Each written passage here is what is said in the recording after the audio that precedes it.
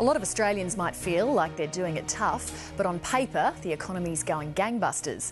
Today's national accounts figures reveal the growth rate is double what the market expected, 1.3% for the first quarter of the year. It was hard to wipe the smile off the Treasurer's face, and Wayne Swan will be my guest in a moment. But first, political editor Chris Uhlmann cautions that the national economic story can't be told by a single number. It's $129.95. Beautiful, thank you. Things are better than you think. They really were beautiful numbers. The Coalition welcomes the extraordinary figure of the March quarter. I think it was a very strong result, and it was certainly one that wasn't expected. And this is a result that all Australians should be proud of. Once every 3 months, the nation's economic pulse is measured in the national accounts. And overall, it's in rude health. We are surging ahead. Australia galloped into 2012 with the economy growing at 1.3% in the 3 months to the end of March. Over the year, growth was a heady 4.3%. To put those numbers in context, the long-run average for Australian growth each year is a touch over 3%. Well, what they're actually showing is that the Australian economy actually was stronger than probably most people actually gave it credit for, at least in the first quarter of this year. The other thing that's come out of the data today is that that strength, or that resilience, if you like, was actually across a number of sectors of the economy. It wasn't down to just one particular driver. And that's important because it shows there is sustainability or breadth in this period of economic growth.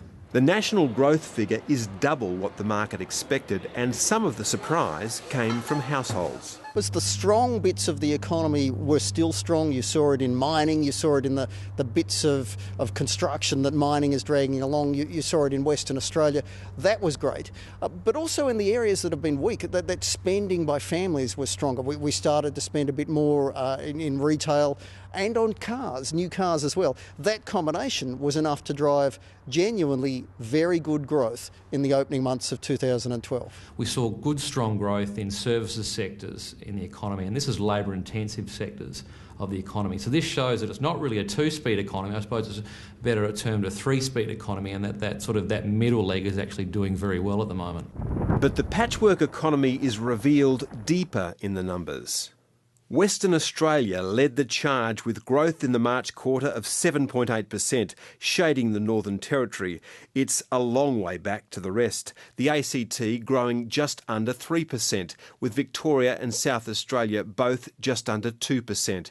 But the economies of New South Wales and Queensland contracted, and things were grim in Tasmania. The numbers do show that the benefits of the mining boom are being shared, albeit unevenly. I think the majority of the positive news from the data today comes back to obviously the strong story about mining, but then I think through the filtering down of mining into other parts of the economy. And this is something that the Reserve Bank's spoken about previously, but to an extent has fallen on deaf ears. But as the economy shifts radically, what's good for some sectors is bad for others.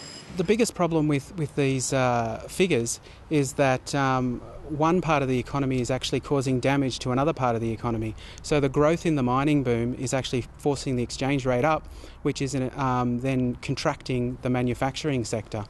What we're seeing is a strongly growing one part of the economy and a contracting in another part of the economy. Despite the wrenching change and the difficulties it brings, the government does have a good economic story to tell.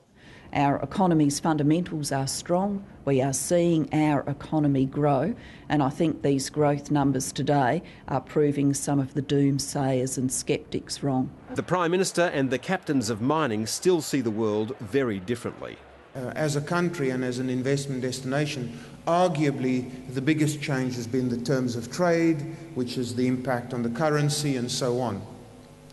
But aside from that, all of the other things like increased operating costs, carbon taxes and so on have all conspired to turn this from a fairly low-cost environment and therefore competitive to a higher cost environment. And today's beautiful set of numbers are only part of the story. Others add up to a headache for the government. We've seen share markets being very weak, housing prices, it hurts capital gains taxes, it hurts superannuation taxes, and even more importantly, coal and iron ore prices are looking a bit sick. That hurts company profits and the taxes on them and the MRRT. Add that up and it says if the budget had to come down tomorrow, it would be back in deficit.